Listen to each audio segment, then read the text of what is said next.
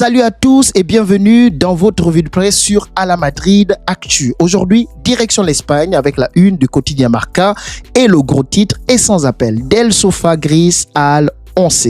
En clair, du canapé aux 11 titulaires. À la une, on retrouve Dani Carvajal sous le maillot du Real Madrid. Le latéral espagnol semble prêt à revenir dans le 11 de départ après une période sans jouer. Lui, qui est revenu de blessure depuis plusieurs semaines déjà, il pourrait être titularisé dès ce soir contre la Real Sociedad. Selon le quotidien Marca, Arbeloa aurait testé Dani Carvajal comme titulaire à l'entraînement et aussi le joueur et le coach ont eu une discussion franche ces derniers jours. Ce qui a permis du moins de voir la situation évoluer pour le capitaine du Real Madrid. Carvajal aurait déclaré « J'ai un canapé gris magnifique.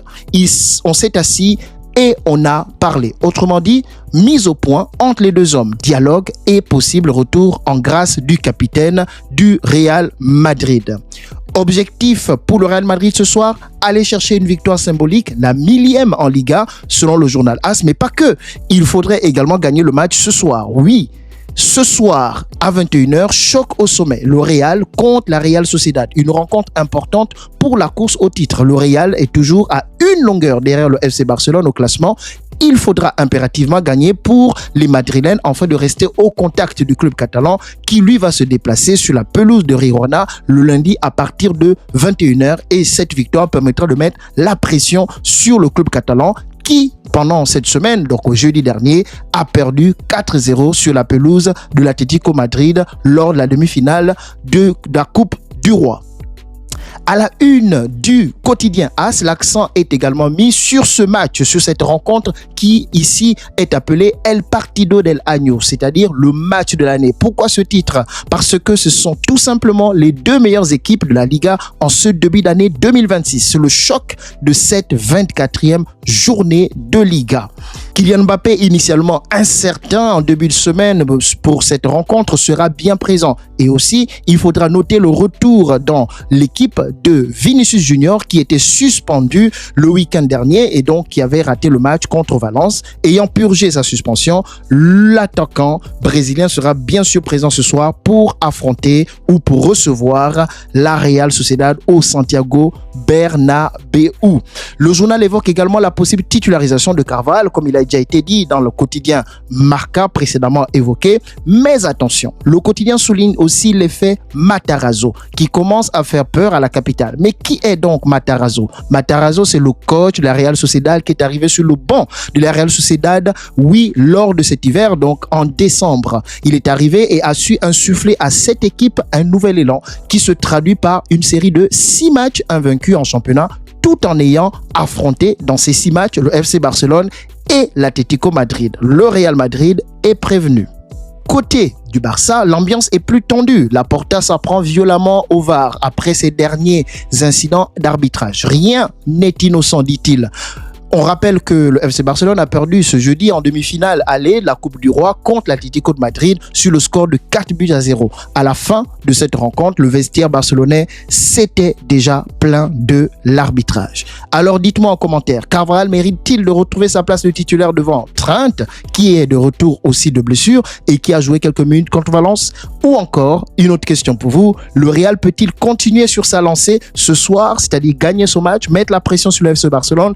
Ou pensez-vous que le match se soldera par un match nul ou encore par la défaite du Real Madrid? Je vous attends en commentaire, donnez-moi votre avis.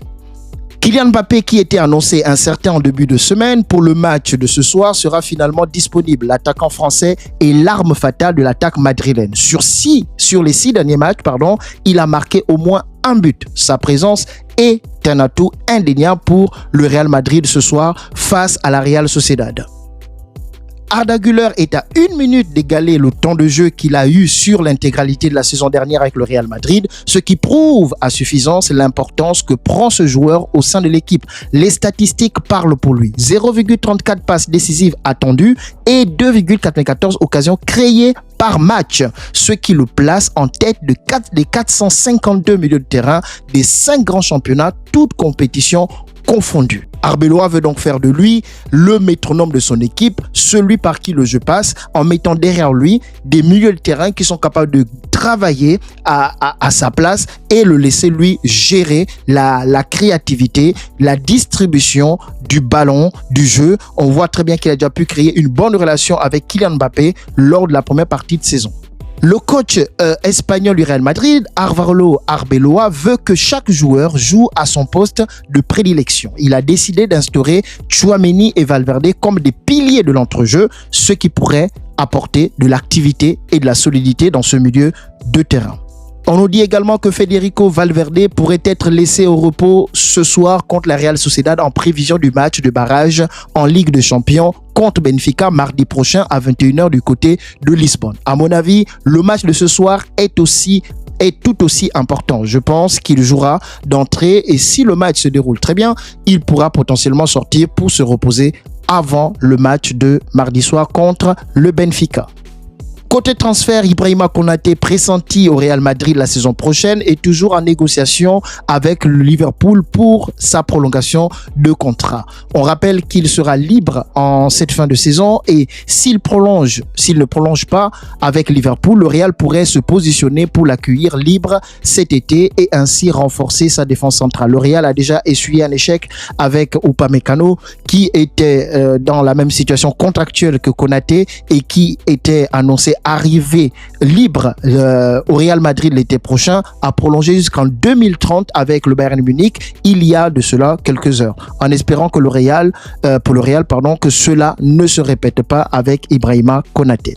L'AC Milan est sur les traces de Victor Valdepeñas, la nouvelle pépite du Real Madrid, latéral gauche.